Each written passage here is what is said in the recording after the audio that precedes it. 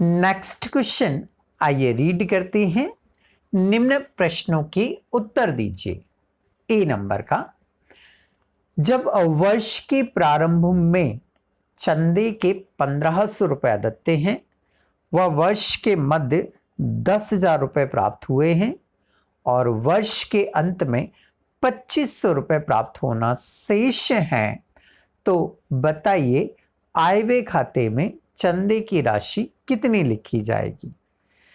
Compute the amount of subscription to be shown in income and expenditure account if subscription arrear at the beginning 1500, subscription received during the year 10,000, subscription arrear at the end 2500। B question, एक आय व्यय खाता 10,000 रुपए चंदे की राशि दर्शाता है। वर्ष के प्रारंभ में चंदे के 1,000 रुपए, वर्ष के अंत में 1,500 रुपए अदत्ते हैं, तो प्राप्ति भुगतान खाते में चंदे की कितनी राशि लिखी जाएगी बताइए। What amount of subscription will appear in receipts and payment account. Subscription appearing in income and expenditure account 10,000, subscription arrear at the beginning 1,000, subscription arrear at the end 1,500। Yes, question हमने रीड कर लिया है। आइए इसे solve करते हैं हम। देखिए क्वेश्चन में हमें ए और बी दो सेक्शन दिए हैं। पहला वाला जो ए सेक्शन है उसमें उसने लिखा है कि रिसिप्ट्स एंड पेमेंट के अमाउंट दे रहा हूं, रिसिप्ट्स एंड पेमेंट के अमाउंट दे रहा हूं और इनकम एंड एक्सपेंडिचर के अमाउंट निकालना है। ठीक है ना। तो हम जो फॉर्मेट देखते थे वो वैसे की वैसे ही रहेगा। हमारा जो फॉर्मेट अभी चल रहा है हम देखेंगे भी, तो उसमें हमें वो रिसिप्ट्स एंड पेमेंट के अमाउंट देता है और इनकम एंड एक्सपेंडिचर के अमाउंट निकालनी पड़ती है। तो चलिए पहले फॉर्मेट को रिवाइज कर लेते हैं हम। Calculation of subscription for income and expenditure account, current year में जितना रिसीव हुआ है वो लिखते हैं हम। लास्ट ईयर का आउटस्टैंडिंग हम लेस करते हैं और लेस करने के बाद जो वैल्यू बचती है वो यहाँ लिखते हैं। करेंट ईयर का आउटस्टैंडिंग हम ऐड करते हैं, तो ऐड करने पर जो वैल्यू आती है उसे हम यहाँ मेंशन करते हैं। फिर लास्ट ईयर का जो एडवांस होता है उसे ऐड करते हैं, तो ऐड करने पर इन दोनों अमाउंट को क्या करेंगे, हम ऐड करेंगे, तो यहाँ अमाउंट आ जाएगी। फिर करंट ईयर का एडवांस हम लेस करते हैं, लेस करेंगे तो यहाँ अमाउंट आएगी और ये अमाउंट कहाँ लिखी जाएगी, इनकम एंड एक्सपेंडिचर में। तो ये तो हुई फॉर्मेट की बात। आइए सवाल देखते हैं हम। कौन सी कंडीशन देख रहे हैं हम, ए वाली कंडीशन।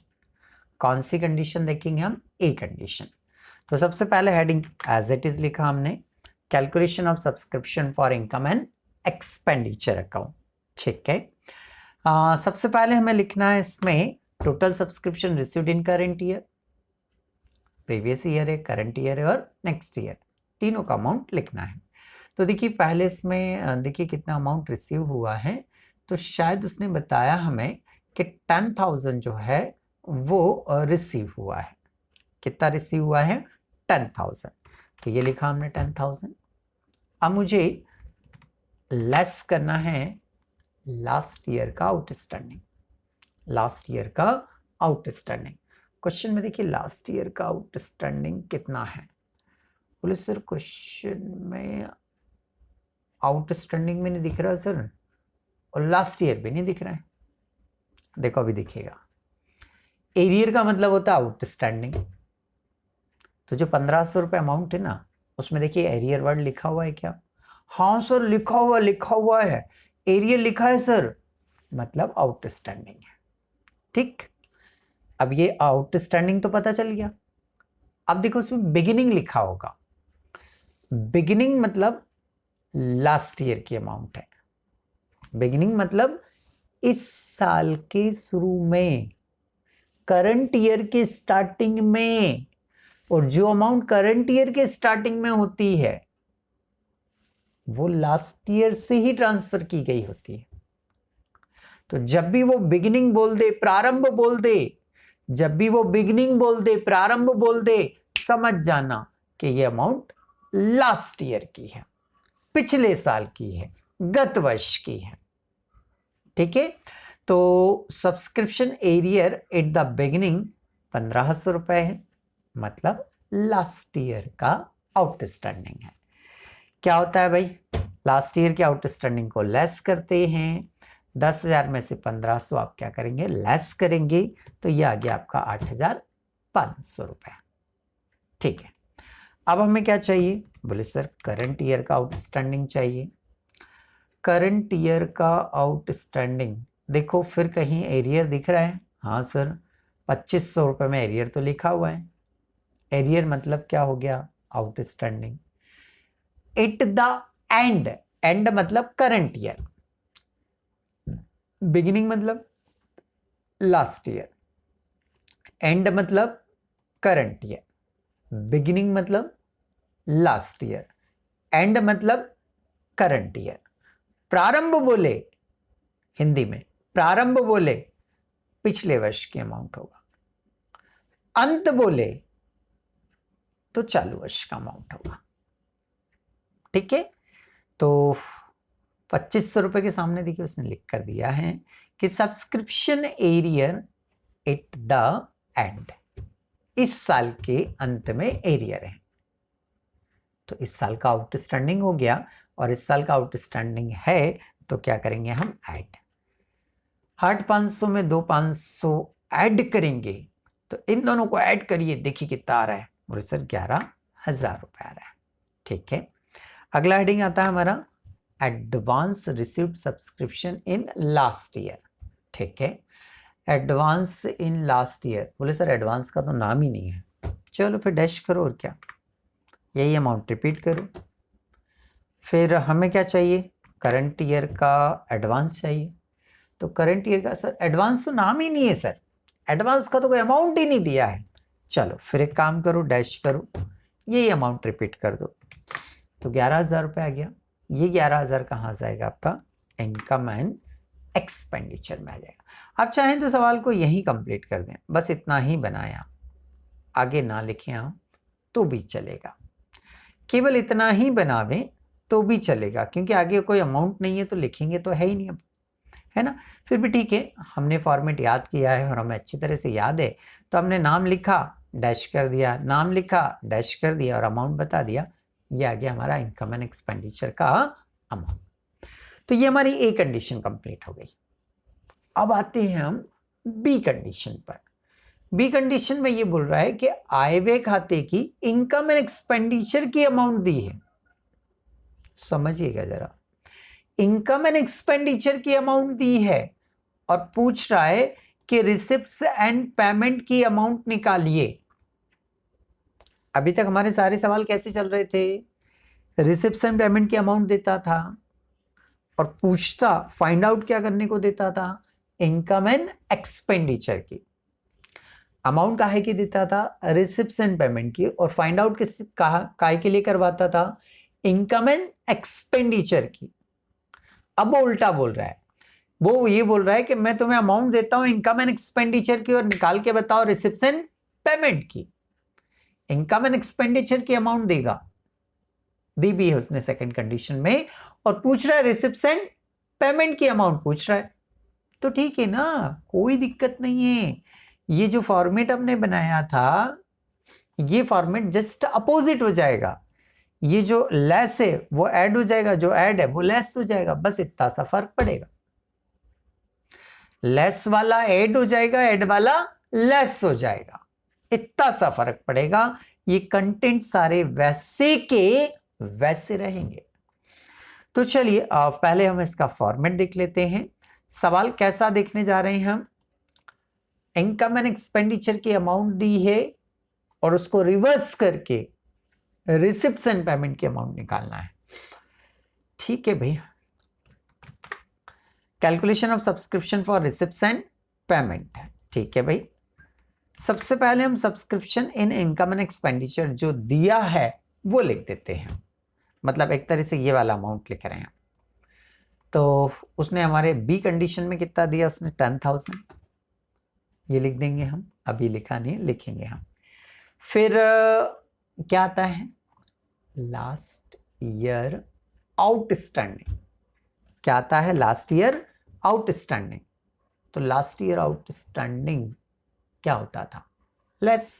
अब क्या कर देंगे, ऐड कर देंगे। अब क्या कर देंगे, ऐड, हमारा फॉर्मेट वही है, बस यहां लेस का क्या हो गया, ऐड हो गया। तो ये ऐड हो जाएगा बेटा, ऐड होने पर अमाउंट आ जाएगी।